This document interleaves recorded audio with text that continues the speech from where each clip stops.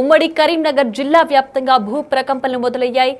Richter scale పై 3.8 తీవ్రతగా భూకంపం నమోదైంది.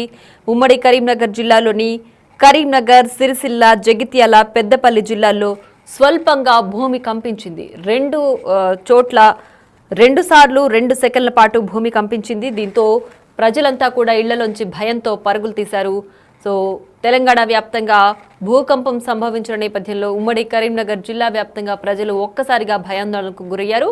అలాగే రిక్టర్ స్కేల్ పై ఈ తీవ్రత 3.8గా నమోదైంది. దీంతో జనమంతా ఇళ్లలో నుంచి పరుగులు తీస్తున్నారు భయంతో. దీనికి సంబంధించి పూర్తి డీటెయిల్స్ మా ప్రతినిధి శ్రీనివాస్ అడిగి తెలుసుకుందాం.